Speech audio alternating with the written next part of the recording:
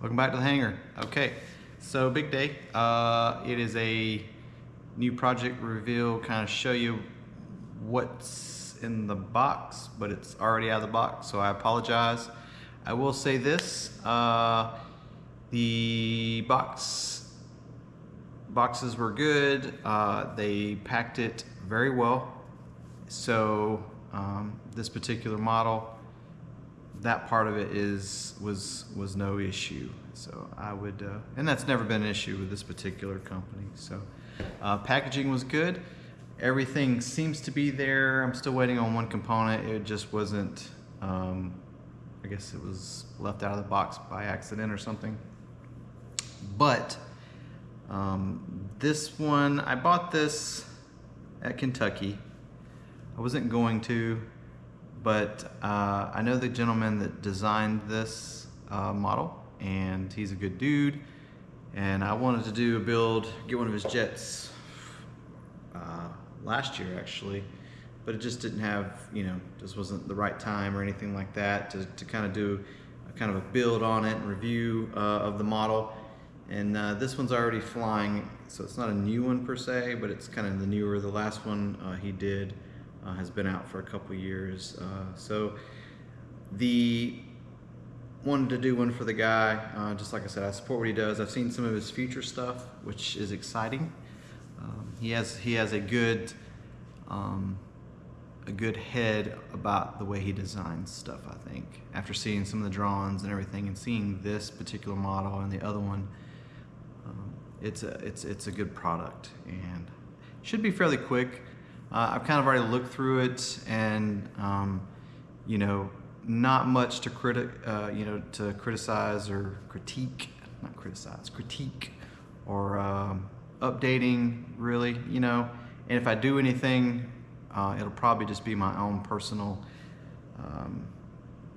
I do it because I want to, not because you have to. So, but with that being said, it is made by Bandit models, and let me get the camera here to kind of give you the deal. So it is a sport jet, and that is it. It's the Diamondback. Again, like I said, made by Bandit models, and the guy that designed this is a friend of mine. So, plus it's just a badass looking jet. The wing tanks and everything come with it, and it's a 160 to 180 size. I'm actually going to put a 166 in it because that's what I had. And kind of the reason why I was looking for something, because I have that Jet Months 166 that I got back that used to be in my Minion jet. So it needed a home, and if you try to sell anything Jet Months this day and age, you're just going to get ripped on it. So I'd rather fly it, But that being said, I'll kind of give you guys a what's in the box kind of thing. So this is kind of the everything plus my equipment. So you got the tank, double tank. I guess the top would be a smoke tank if you wanted to do it, or you could make it a UAT. I might just make it all fuel, so I don't have to use a taxi tank, kind of like I do on the, what was it that I did that on? It was the F-22. The F-22 has so much tank in it that I don't need a taxi tank. So that might be what I do with this one as well. And it's electric gear. They actually don't have the gear installed, which is kind of neat. It gives me more to do when I build it. But you do install your own gear. You have some gear door covers. It's for the mains, and you'll see in the jet, the nose actually has a gear door with a servo. This is an equipment tray. The typical, these are a T1. This is what, since T1 is the builder, you're going to get T1 hardware, which is what you would see. I kind of wish they wouldn't cut the holes in them because they did them a little large. But and I like to use BVM hardware, so I can't do that with this unless I plug these and redo them. But I'm going to try not to do that. Fairly basic stuff, your hardware packages. It does have these little landing gear things to mount your doors to. which is kind of neat. And like I said, your typical hardware packaging. And I'll go through all that when I actually start building it. Like I said, looks like JP type gear, so I don't know if that's JP Motors or if it's something they make in-house, but it doesn't say JP anywhere, so I don't know. I don't know if that's something they make or if it's a JP. This is their landing gear controller. I actually have another one of these that I didn't use. That was in the A7. It's kind of like an LGC15 clone is what they did. Their navigation light controller, which I am using in the A7, and we'll talk about that later. Servo wise, I had most of them, but I did have to order some this week. So I got some of the 9177s. These will be my flaps. These way more than this jet needs, but this is all you can really get now. I did have 2 of the BLS 172s, which are what these replaced.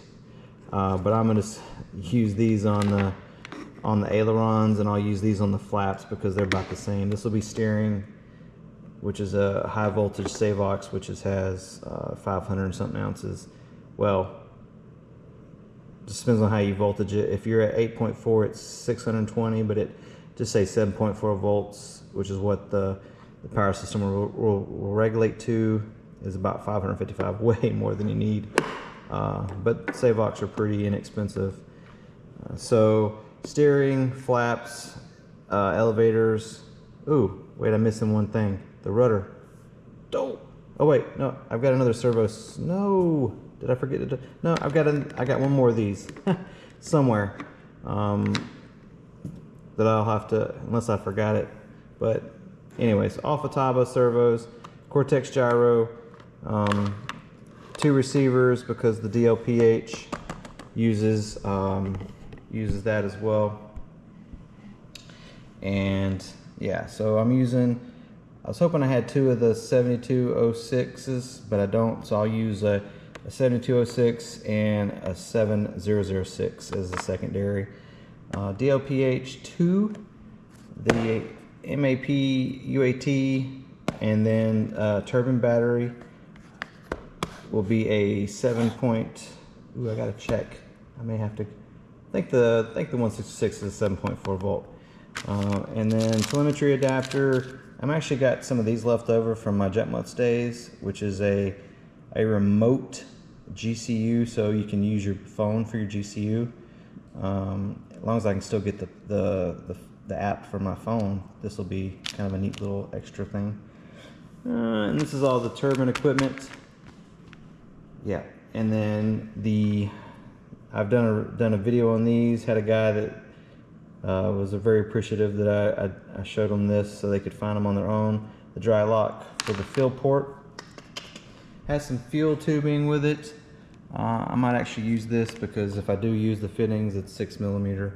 This is some extra wood. I don't know what this is for, but I'm guessing this is tank stuff to help hold the tanks.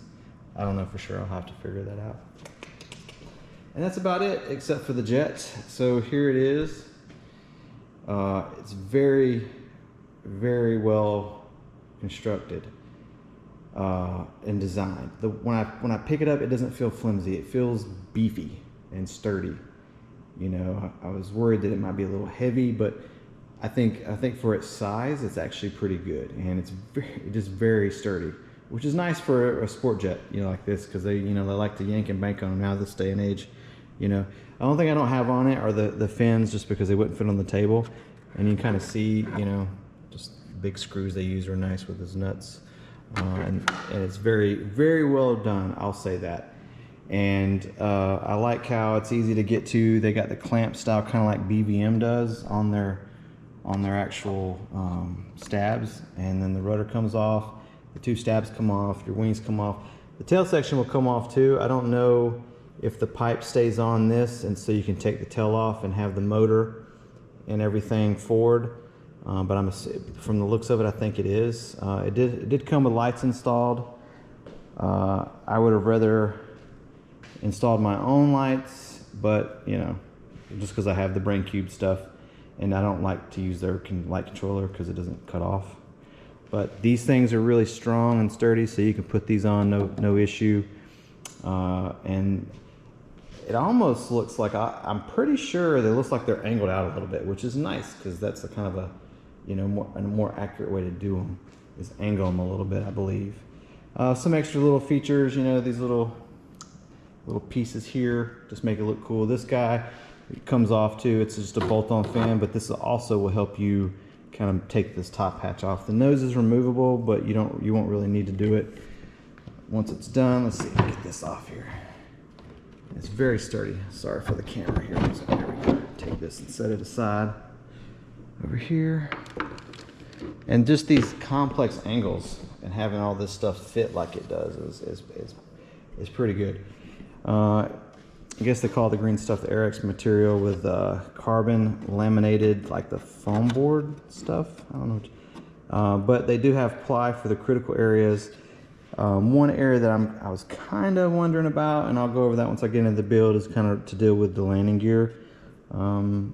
So we'll see about that. I might do some personal modding, but you can see there's the 166, and you're not going to get much bigger of a motor in there.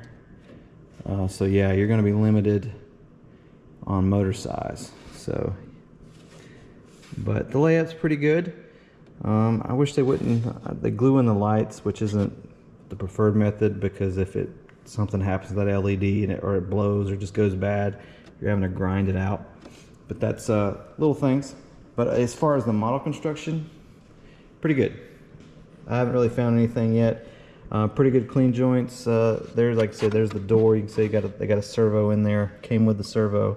And I'll go over this more in detail. This is just kind of a general overview of the model. But wings are a aluminum tube, and you know, a lot of times they'll do carbon this day and age to save weight. So you could always, if you wanted to save a little weight, is to maybe put a carbon tube in it if you wanted. Don't have to. But the metal tube is obviously heavier. But like I said, personal preferences there. And the hinging, no issues there. I was worried about, because they open up. This one is your flap, and then it's kind of like a reverse of this for your aileron. It's hard to see, but if you look under there, you can kind of see. And what they did is they actually angled it, which is great. So you don't have to like sand it or worry about it get it caught. When it's up, probably based on the throw, you're not going to have a gap, because that's probably all you're going to need on aileron. And obviously, if you go too far, it opens up, but it's kind of got like your hinge gap still. So right there's your throw. I don't even think you're going to need that much. So that's kind of a feature. I just noticed that it actually does bend around and tuck under for you, and doesn't leave a gap when it's full up or full down, which is pretty good.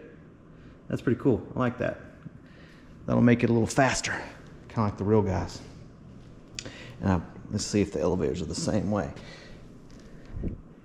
Yep, look at that. No gaps, unless you go like way more than you're gonna need. So if you're gonna go like that much, that's probably all you're gonna need. It's not gonna, yeah. Max throw, you're not gonna have any opening here, even though it's only hinged on the top, which is cool. So hinges are installed. Yeah, that one's a little off. But we'll see. This one looks good. Same for the rudder is a live hinge. So I'm guessing there's a rod on the bottom. Yeah, rod's on the bottom. So no slop in that. That's the only one that's not, it's a pin hinge versus, I guess you call that a live hinge. I don't know. But I mean, it is just, you grab it and you press everywhere with, and it doesn't budge. It's not flimsy. I don't feel like when I grab it in a certain area, I'm going to crack something like with a scale jet or some of the others. Inlets, for this size, the only thing those inlets are going to limit you on is probably flow through. So, but I've seen how fast they are. It's not an issue. Yeah, nice thick ply mounts. Pretty good glue joints. Not a lot to have to clean up or anything. So, and then the hatch here, it's a very sturdy hatch, so you don't have to worry about it flexing. this like that little fin does come off. You can kind of see there with a little, it'll take 2 little nuts to hold it on, and they have some ply in there to kind of help keep it rigid, and plenty of these beefy little hooks as well. But it's a very snug fit. And then at the back there is a little screw hole, so you put it on and then you just tighten it down with a little screw. So, but that's it. So that is the Bandit Models Diamondback, and it does have like a kind of a snake look to it, you know, the diamond and everything, and it's just a very sleek, badass looking jet. So kind of a flat bottom nose there, which I like, and has a little flare out on the wings, little washout lenses for the lights, and there's actually lights on the landing gear too. Got a little landing gear light there already mounted. I don't think the mains have it, which I might add another. That's why I like to use my own controller, so I can add extra lights if I want to. But yeah, so excited about this one. Kind of a long-winded video, and I'm just doing kind of a quick overview of the model. I don't have the pipe to show you that, and I'll go into more depth when I start the actual build. But it's a solid jet. I've seen it fly. Had the kids all over it, stick banging on it. So, and it just looks good. So there you go. It's a good size too. It's not like a Rebel, like extra large, but it's a medium size, medium to large, I would say. So, which I was kind of shocked that they would only go up to like a 180, you know, because from the looks of it, it looks almost like a 200 size, you know, and I would never probably put anything over like a 195, like a Zyco 195, because it is the size. The 195 is about the same size as that motor right there. So that, you know, if I wanted to do anything, if this engine doesn't work out because it goes bad and I got to get rid of it or something, the only other option for me is a 195, and it would fit just like that and get about the same fuel burn, but obviously a lot more push. So, all right. So that's it. I'm gonna shut up now. Get on this weekend. I was gonna come out here today and start cleaning the shop and prepping for it, but man, my ass is dragging. There was a lot of heat last week at the event, a lot of sweating, and then I think I'm still recovering from Monday because I had to mow the grass Monday, and it took me like 4 hours, and because it had grown so much, just going like 3 extra days, because I have to mow twice a week. And right now it's kind of getting to that point where it almost needs to be 3, and it broke me off, and I've been sucking all week. So I don't know if it's just too much heat and humidity catching up, me being old, I don't know. Could just be a wimp, I don't know. But that is it. And like I said, next video I will actually be starting this, because I kind of want to work on it this weekend, but I need to kind of get the shop organized, and I got to get some storage in this place and finish these outlets, man, because I have no place to put anything, and I don't want to start just boxing it up and moving it. So I'm going to go through, do a clean, get rid of what I don't need in here, and then get on the build. So you guys take it easy. Appreciate again the support. Don't forget to join. Hit that subscribe button or give a thumbs up or thumbs down. And yeah, Bandit Models Diamondback. Cheers.